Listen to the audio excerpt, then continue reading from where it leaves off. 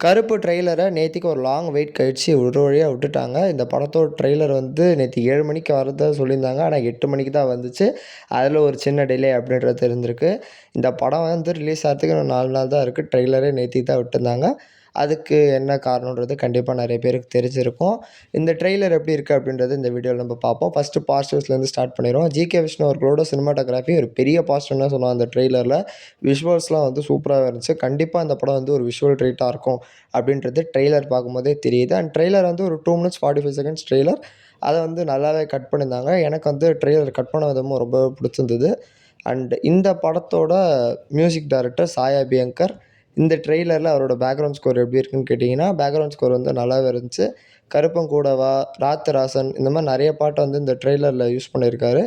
எல்லாமே வந்து பிளேஸ்மெண்ட்லாம் வந்து நல்லாவே இருந்துச்சு. ட்ரெய்லரோட ஃபர்ஸ்ட்டு 1 மினிட் ஆர்ஜே பாலாஜி தான் வராரு. ஆர்ஜே பாலாஜி தான் இந்த படத்தோட வில்லனுமே கூட.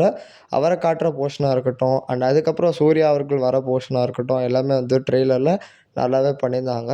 இத தாண்டி ட்ரெய்லர்ல நெகட்டிவ்ஸ்ன்னு சொல்லணும்னா, ட்ரெய்லர் வந்து ரொம்ப சூப்பரான ட்ரெய்லர். படம் மேல இருக்கிற எக்ஸ்பெக்டேஷன பயங்கரமா ரைஸ் பண்ணுச்சான்னு கேட்டீங்கன்னா, அப்படிலாம் இல்ல.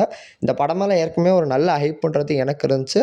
அண்ட் அந்த ஹைப் அளவுக்கு இந்த ட்ரெய்லர் இருந்துச்சுன்னு சொல்லலாம். டீசர் அளவுக்கு ட்ரெய்லர் இல்ல அப்படின்றதுமே வந்து என்னோட ஒரு ஒப்பீனியன் தான். நெறைய பேருக்கு டீசரோட பெட்டரா கூட இருக்கலாம்.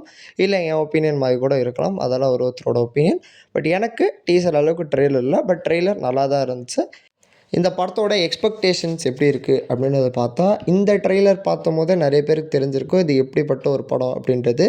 இந்த படம் வந்து ஒரு மாஸ் மசாலா கமர்ஷியல் ஃபிலிம் தான். நெறைய பேர் இந்த படம் வந்து தெலுங்கு படமா இருக்கு அப்படின்ற மாரி கமெண்ட்ல குடுத்து நான் பார்த்தேன். இது ஒரு மாஸ் மசாலா கமர்ஷியல் படம். லாஜிக்கலா இருக்க தான் செய்யாது. அதுக்குன்னு தெலுங்கு படமா இருக்குன்னுலாம் நம்ம உடனே சொல்லிடக்கூடாது. அண்ட் ஆர்ஜே பாலாஜி மேல இன்னும் சில கிரிட்டிசிசம்ஸும் பார்த்தேன். ஆர்ஜே பாலாஜி வில்லனா அவர் எப்படி பண்ணியிருப்பாருன்னு தெரியலையே! அவர் ஒரு சீரியஸான வில்லனா நல்லா பண்ணியிருப்பாரா? அப்படின்ற மாரி நெறைய கிரிட்டிசிசம்ஸ் வந்து வந்துச்சு. ட்ரெய்லர்ல வந்து அவரு ரொம்ப வில்லனிசம் இருக்கிற மாரி எந்த ஒரு ஷாட்ஸுமே இல்ல. அதனால அத வச்சு நம்மளால எதுவும் சொல்ல முடியாது. பட் படம் வந்தா தெரிஞ்சிரும்.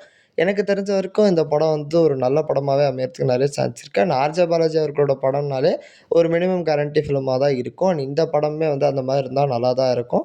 ஒரு நல்ல மாஸ் கமர்ஷியல் படமா சூர்யா அவர்களுக்கு ஒரு நல்ல கம்பேக்கா இருந்தாலே இந்த படம் போதும். அண்ட் அதான் கண்டிப்பா ஆர்ஜே பாலாஜி இந்த படத்தில நல்லா பண்ணியிருப்பாருன்னு நம்புறேன். நீங்க எவ்வளோ பேர் இந்த படத்துக்கு வெயிட் பண்றீங்க அப்படின்றத கமெண்ட் பண்ணி மறக்காம சப்ஸ்கிரைப் பண்ணிக்கோங்க. இன்னும் 400 சப்ஸ்கிரைபர் அடிக்கிறதுக்கு 10 சப்ஸ்கிரைபர்ஸ் தான் இருக்கு. அண்ட் 400, 500 நம்மளும் படிப்படியா போணும். ஸோ மறக்காம சேனல் சப்ஸ்கிரைப் பண்ணிக்கோங்க.